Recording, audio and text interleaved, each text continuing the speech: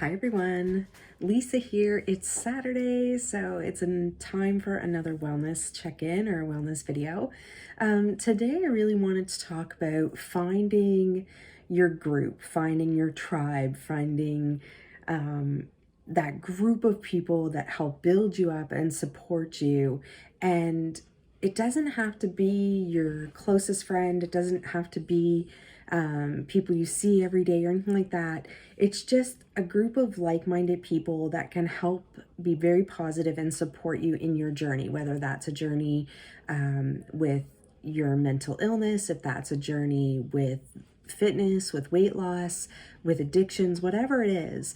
I've really learned over the last few years that having that group of people is so incredibly important to staying motivated, staying inspired, staying on that path to continue moving forward, because it really allows you to just not feel so alone when there are times on a weight loss journey or times when you're living with a mental illness that you really just do feel alone. I know when I was younger and I had gone through different therapies and I would go to groups, I would sit there and I would compare my life with mental illness to theirs, or I would compare the trauma that maybe they went through or the experiences they had to my own, and I would feel like, oh my goodness, my mental illness isn't caused by a trauma or by a traumatic experience growing up or anything like that. And so then I would feel like that I didn't belong there, or that my mental illness wasn't as valid as theirs. And so it really held me back from getting the help that I needed. And so I've been thinking about this a lot the last couple weeks, because I have been struggling on my journey. I've been struggling with my weight loss journey, or my weight maintenance journey. I've been struggling getting in my activity, so my fitness and health journey. And because of that, and because of this time of the year, I've been struggling a bit with my mental health journey. Also, the fact that, things are opening up again and we're able to go out more in public and we're able to go to more public places and, getting ourselves ready to go back into the office, things like this. I'm struggling. I feel the anxiety, and I'm feeling symptoms that I haven't felt in a really long time. And so I kind of got bummed out about that a week or so ago. I was, when last weekend, when I made the post about being at the mall and having that social anxiety and the agoraphobia and feeling those different sensations that I hadn't felt in a really long time, it opened my eyes, I guess, that this is a lifelong journey for me, of course. But I had been patting myself on the back because I was saying, like, oh, I had been doing so well and I felt so well and I felt like I was in a really good place. And then I kind of beat myself up a little bit because I was like, oh my gosh, I'm not doing well. I was only doing well because we were in COVID lockdown, and, maybe I'm not as well as I thought I was. And then I had to pause and take a step back and say, no, I am doing well and I'm using my tools, and I continue to practice and use my tools. The fact that I was able to drive to Halifax with those girls, the fact that I was able to go into the mall, the fact that I was there that whole weekend. Yes, I relied on other people. Yes, I got support from other people, but I was able to do that because I used my tools. And so I learned those tools for my mental health journey through a group.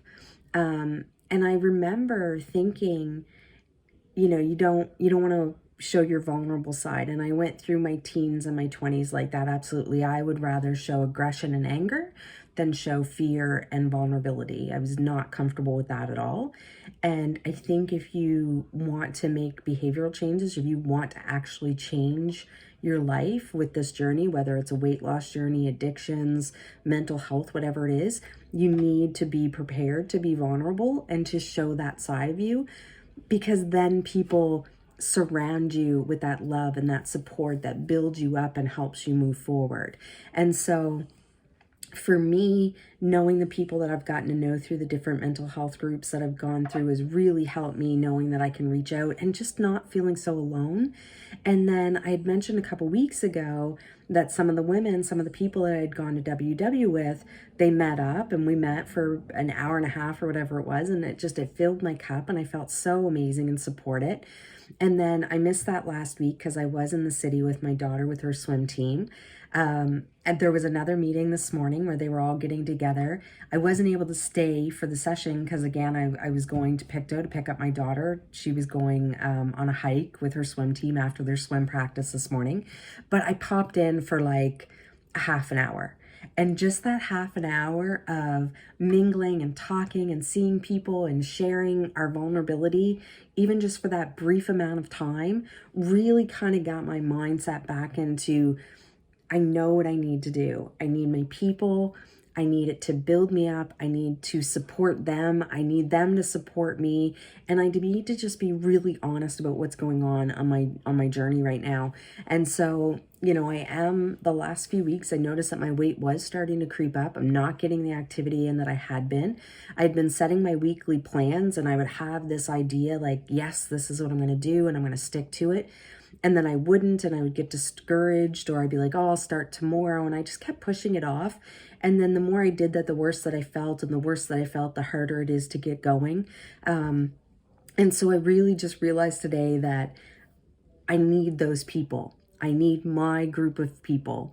And so, like I said, we're not all best friends. We're not even all friends, but we're just a group of like-minded people in similar experiences, willing to share the fact that we do have these vulnerabilities and that we do need the support and the help from other people so that we can move forward and do the work ourselves so that we can be successful. Because really, ultimately, that's what it comes down to.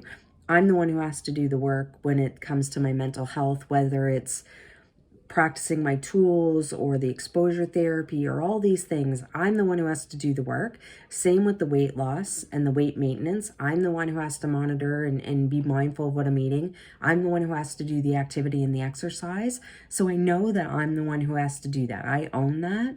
But having that group of people behind me, supporting me, reminding me that I can do it, and sharing their own struggles and successes and things like that reminds me that I'm not alone.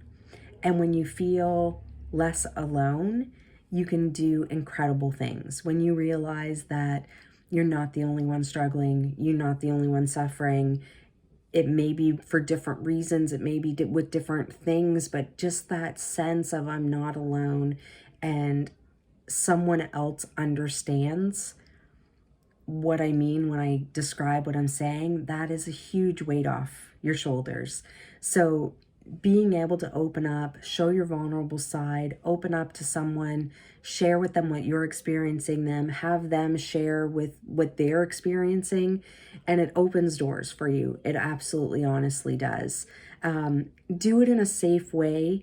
Obviously, you don't want to just walk up to anyone and share your life story and open that vulnerability vault without that shared connection. So, you share a little bit, they share a little bit. Because they shared a little bit, you build on it a little bit more. It kind of prevents that oversharing that sometimes I think that we do. But just really kind of sets the stage for that healthy, safe co-support that I think we all need, no matter what we're struggling with, whether it's weight loss, weight maintenance, weight gaining, our healthy journey for healthy food and activity, if it's, you living your life with your mental illness, if it's you overcoming addictions or living with addictions, things like that, that support and opening up and sharing and also being a support for another person is an amazing feeling. So take care, everyone. Have a wonderful day. And don't forget, we're all fabulous on our journey.